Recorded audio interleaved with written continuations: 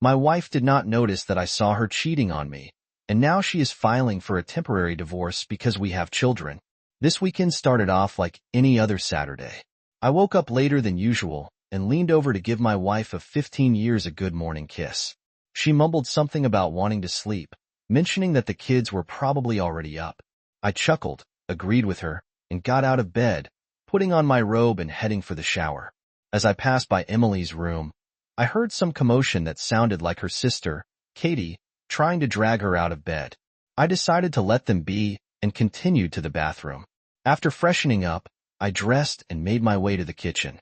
My daughters were already at the table, looking impatient. Emily asked if we were having breakfast and mentioned something about needing to go to school. I reminded her that it was holiday break and they were going to Grandma's house. I suggested they make their own breakfast, but Katie mentioned that their mom wouldn't let them because she was worried they'd ruin the pants, hands, and burn everything they knew how to make, scrambled eggs. I offered alternatives like oatmeal or semolina porridge. Emily smiled and chose oatmeal. I told them to wash their faces and brush their teeth, assuring them breakfast would be ready in 15 minutes, while I quickly prepared breakfast. Laura, my wife, emerged from the bedroom and went into the bathroom. The girls sat down to eat, and soon Laura joined us. Her hair neatly combed. She wore one of my shirts, and despite everything, she still captivated me. Her beauty was undeniable, though everyone has their own idea of what's beautiful. I loved her, but there was undeniable tension between us. Laura told the girls to finish their meal and get ready because I would be taking them to their grandmother's. Emily protested, reminding her that they were supposed to go to the ski center for a week, and they had already packed their gear and were looking forward to celebrating New Year's Eve together. Laura replied that plans had changed, and they would visit the ski center during spring break or perhaps go to a place with year-round snow. I wasn't thrilled about sending the kids to my mother-in-law's, especially after Laura's deception about our trip. I had noticed a growing distance between us, coinciding with the arrival of Mark, the new commercial director at Laura's workplace. She had known Mark from university but had never mentioned him to me. This worried me, though I hoped she would remain faithful. I thought about confronting Mark but decided it would only strain things further with Laura. Still, I kept a close eye on her, and to my knowledge, nothing had happened between them beyond light flirting. Laura's decision to send the kids to her parents' house today signaled that something significant might occur during the long New Year's weekend. I was ready for this conversation and had even prepared a recorder to capture it. As it began, my emotions stole my main concern, protecting my daughters. Thanks to a heads-up from Maria, I knew a tough conversation was coming. Laura had no idea that I had gone to the bathroom, turned on the recorder, and hidden it in my pocket before returning to the kitchen. Laura was silent for a minute before she looked at me, gave a brief smile that quickly faded, and said seriously that we needed to talk. Her tone left no doubt that I wouldn't like the conversation. I tried to stay calm, knowing that difficult times were ahead. Calmly, I asked if something was wrong. Laura replied that nothing was wrong and that she loved me. "Steve," she said, "you have been an amazing husband and father, and that I want to grow old with you, maybe even die on the same day." She mentioned that she had been thinking a lot and believed that we needed a break from our marriage to explore our own paths and experiences separately. This way, when we came back together, we would have a broader perspective to support our relationship. I asked how long this break should last, wondering if it would be a month or a year. Laura clarified that it would just be a 2-day holiday weekend. I inquired if that was why the kids were going to her mom's instead of the ski resort, and she confirmed that she had already made plans with her mom. I was stunned and couldn't believe what I was hearing. Laura's suggestion left me reeling, and her boldness was shocking, though not entirely unexpected, given my suspicions. The idea of her planning this with someone else felt like 1,000 needles piercing my heart. She pretended not to understand what I was talking about, claiming innocence and saying that nothing would change between us when we reunited. She insisted that she wanted to grow old with me, and that I would eventually understand and thank her. My patience was wearing thin. I pointed out that she didn't even know who I was talking about. It was David, her new commercial director, who had been her lover back in college. He ended their affair when he got bored of her, and she quickly moved on to me. I mentioned that she had never told me about him becoming her boss, and I asserted that everything was already changing, including her attitude towards me and our kids. Laura continued to deny any wrongdoing and professed her love for me, but I could see through her words. I knew our relationship was different now, and I was firm in my decision despite her protests and attempts to reason with me. I stated that I was leaving and that my decision to divorce was made. As I prepared to leave, Emily came into the kitchen, saying that she and Katie were ready to go. I quickly dressed, grabbed my laptop, and threw my backpack over my shoulder without another word to Laura. I headed downstairs, started the car, and waited for it to warm up. The girls got in, and we drove off. I could see Laura watching us from the window, bewildered. The car was silent as we merged onto the main road until Emily broke the silence, asking about our destination and expressing her concerns about a possible divorce. Keeping my tone steady, I assured the girls that everything would be fine. They had overheard the argument in the kitchen and were understandably worried. The older daughter mentioned being on my side, and the younger daughter asked where we were going to live. I told them we'd stay at my mom's house for now, and that I'd drop them off at school to pick up their books and clothes. I tried to sound reassuring, telling them to put these worries aside and enjoy the vacation they deserved. Back at the house, my wife watched us drive away. She then took out her phone and called her coworker, who answered immediately. She explained the situation, mentioning that I hadn't reacted as expected and didn't believe her. The coworker sounded concerned, pointing out that a divorce would cause a major scandal and reach the office gossip mill, potentially reaching a colleague. The coworker advised my wife to tell me there was no temporary separation and to let my anger subside to prevent complications at work. She ended the call feeling somewhat secure with his support. She set the table, decided not to cook, and went to a cafe to order takeout. She also bought a bottle of wine and set out 2 glasses, heating up the appetizers she had purchased. Settling into an armchair, she turned on the TV, pondering whether her brief affair with her coworker was worth risking her family. She realized convincing me would be incredibly challenging and was unsure how much I knew about her relationship with her coworker. Revealing that her former classmate had become her boss was probably a mistake, but I would have found out eventually. The coworker had vanished from her life, and then suddenly reappeared when she learned he would be their commercial director. She felt an unexpected attraction, thinking it was just a fling and nothing more. Their first conversation confirmed it. The coworker had told her that he liked her, but couldn't risk ruining his family. He wasn't ready to cut off contact with her, but it had to remain very discreet since she was married too. Life had shown her the folly of her decision. Their discussions hinted at a scientific foundation, but they had underestimated something. For hours had gone by, and I hadn't returned. She knew I should have been back by now. My wife called her mom, and after a brief delay, she answered. Her mom asked how she was doing and mentioned that it gets dark early in the winter. They were just sitting with her dad, having a bit of a disagreement about him wanting a drink and her refusing, but he had found the hidden bottle. Her mom then asked when she would be bringing the girls to visit, making it clear that I hadn't. After the call, my wife contacted my parents. My dad, a retired military officer, answered. She asked if he had seen me, and he replied that he knew about the situation, mentioning that I had called earlier. My wife tried to play down the situation, but my dad was direct, stating that he had been informed about the potential divorce.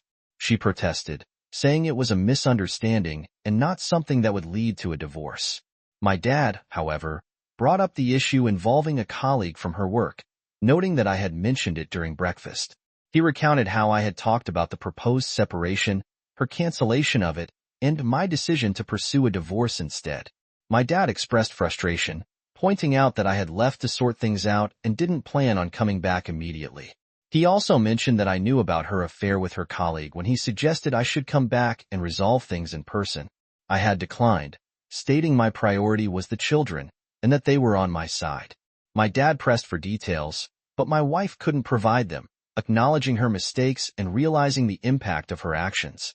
After the call with my dad, my wife phoned her colleague, but a woman answered, stating that she had kicked him out and he no longer had a phone.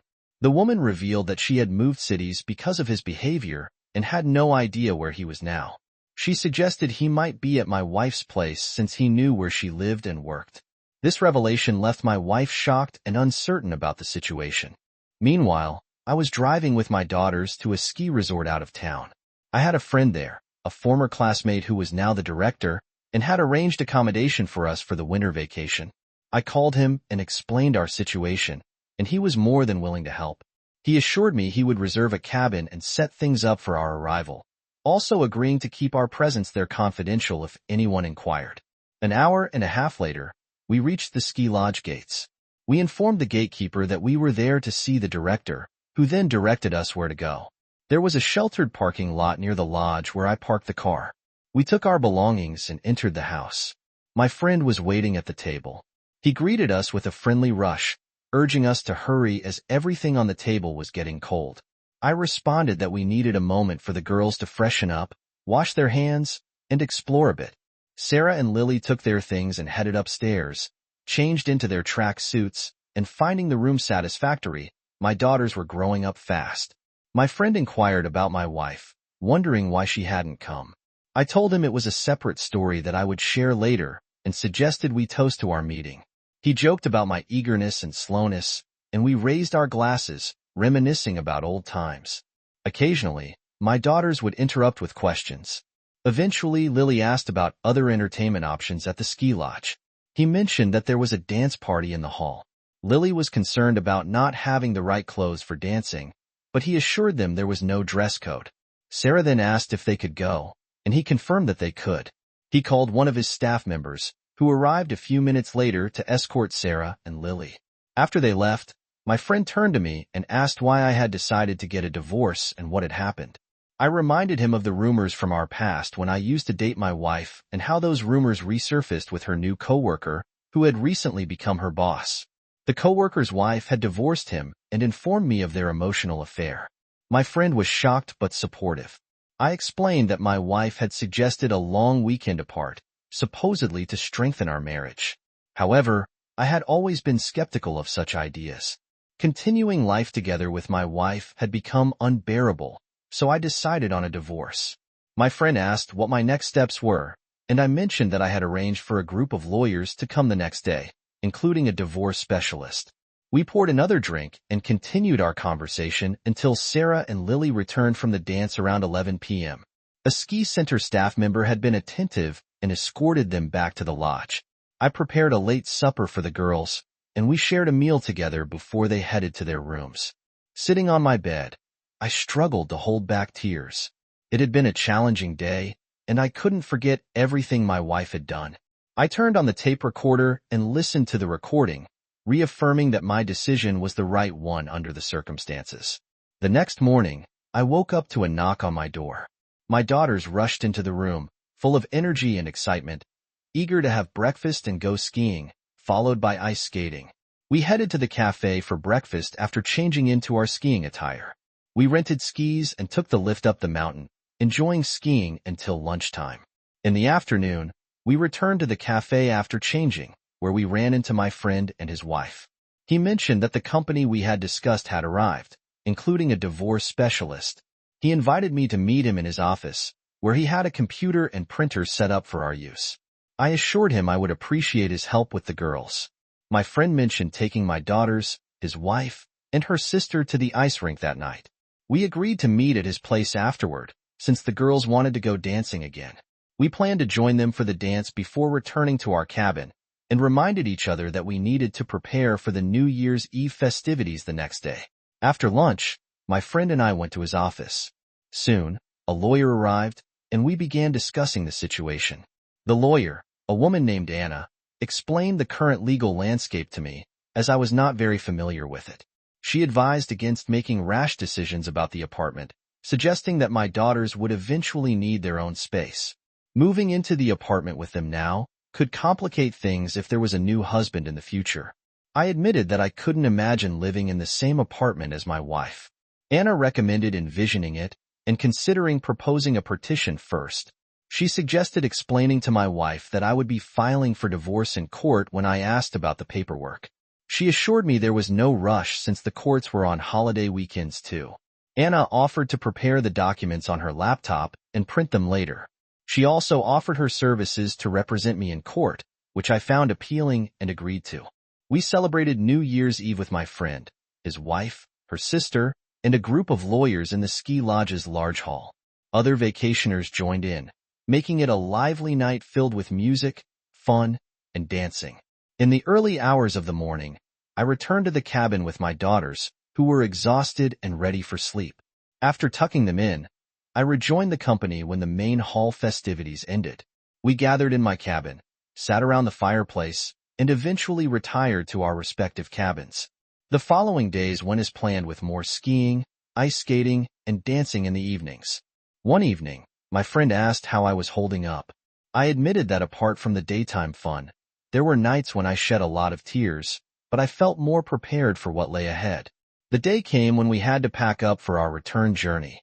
I had a conversation with my daughters, emphasizing the importance of not losing our apartment. We made a stop at the mall for groceries and returned home as darkness fell.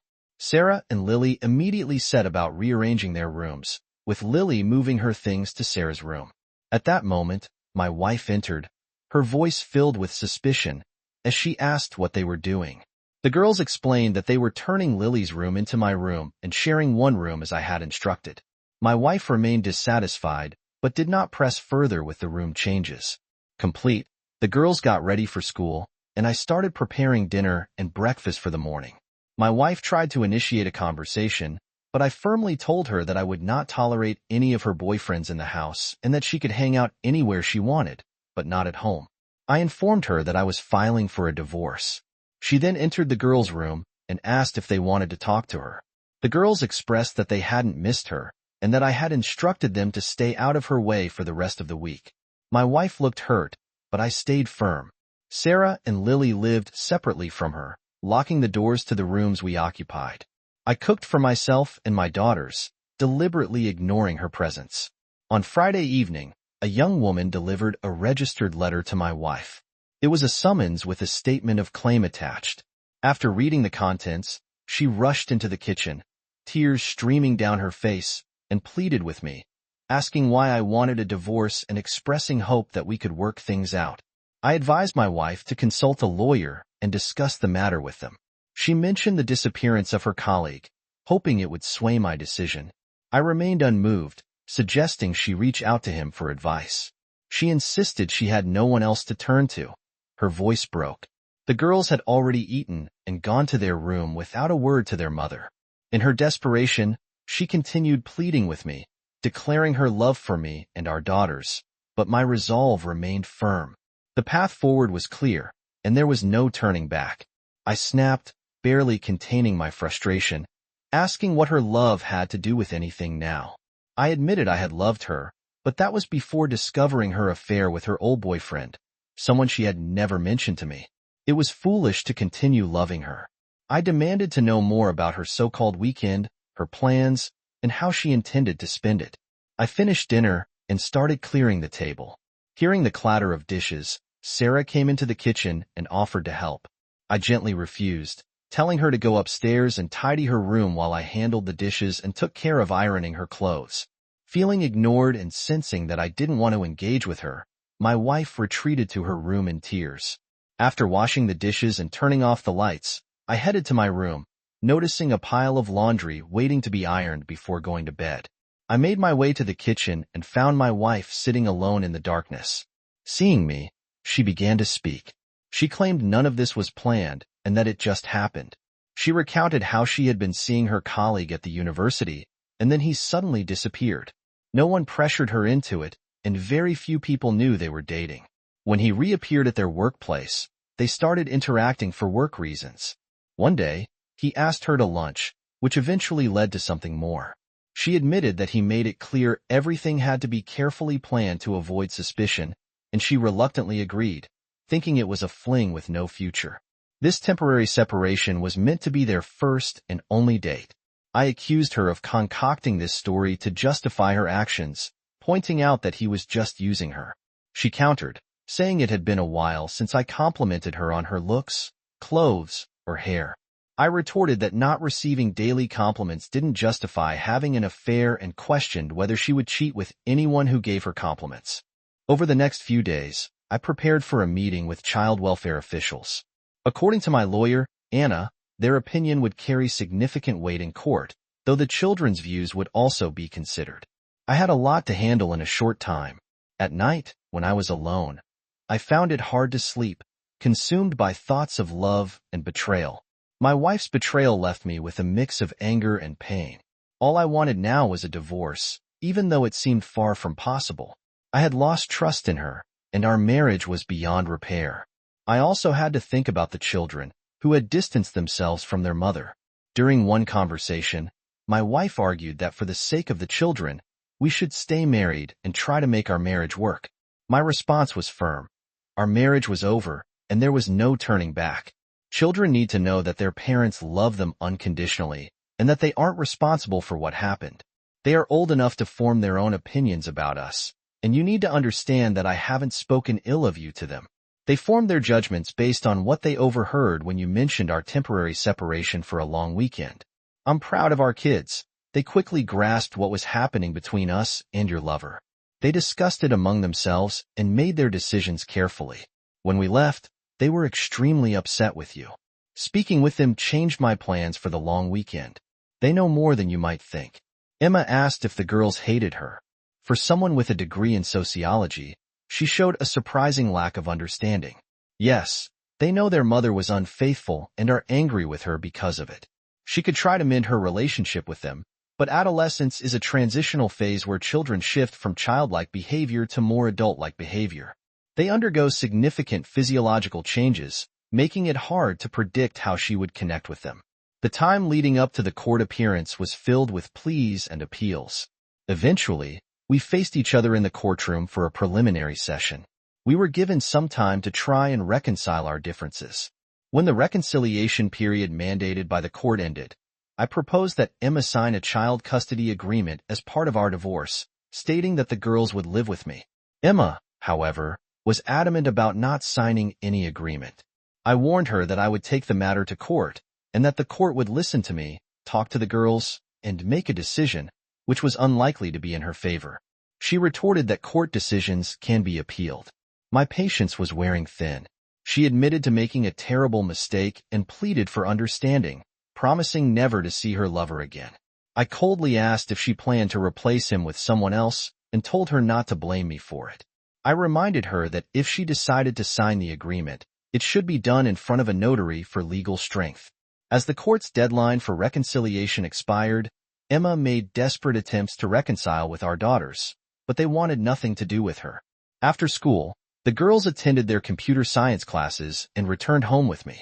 After a light snack, they settled down to do their homework in my room, while I prepared dinner and breakfast for the next day. One day, child welfare authorities visited, spoke with the girls, examined their room, and compiled a report. We attended the court hearing on time, accompanied by our lawyer. Emma entered the courtroom alone, without a lawyer, but had sought advice from counseling and divorced friends, fully understanding the irreparable state of our marriage. During the trial, she answered the court's questions briefly, with simple yes or no responses. At the end of the trial, Emma declared she was relinquishing her share of the apartment to our daughters and provided a deed of gift. The judge noted she had already taken her personal belongings and that what remained would be removed within a week. She requested a court recess to sign the child support agreement I proposed. After the recess, she added that she was willing to voluntarily pay child support to me, understanding that the court's decision might not be in her favor. To ensure transparency, I proposed that the defendant should open a separate account for each of our daughters and transfer the funds there, as they would need the money when they come of age. The judge clarified that alimony and the division of the apartment were not part of the initial claim, so the court wouldn't address them. The issues of child support and the divorce would be decided separately. The court recessed to make a decision, and eventually, my wife and I left the courthouse, officially divorced. The girls, who had been excused from the courtroom after their hearing, were sitting on a bench near a bus stop, enjoying ice cream despite the cold. Seeing them, I asked what they were doing eating ice cream in such weather. They explained that they brought the ice cream home and thought it would be fine to have it in the winter, adding that it could even soothe a sore throat. I smiled at their logic and asked why they chose 19 as the age for accessing the money. They responded that it was what they had decided. My wife honored her promise and left the apartment, moving in with her parents to care for her ailing mother. I agreed to let her visit the girls once a week, although they were hesitant about it. During these visits, She spent time with them at our residence. I spent a long time on my own on New Year's Eve. I vacationed with my grown daughters at a ski resort, often in the company of my friend's sister Zoe. We started developing a relationship, but I wasn't in a rush to make any commitments. My primary focus remained on my daughters, whom I continued to nurture and guide. Zoe didn't have any children of her own, but she got along well with Sarah and Lily, despite some initial jealousy from the girls. I treated my ex-wife respectfully, allowing her to visit our daughters and maintaining communication. However, we were no longer a couple or even friends. Sarah and Lily matured without causing difficulties. I surrounded my daughters with love and care, seeing Zoe's arrival as something that brought our family closer together. My ex-wife experienced a challenging year as her parents passed away one after the other. I helped with the funerals, but our shared grief didn't mend our relationship. She lived independently with our daughters as her primary social circle. Eventually, she began dating a lonely widower from a neighboring house. Her former partner never reappeared in town, and his whereabouts remained unknown, even to his ex-wife, who had remarried soon after their divorce.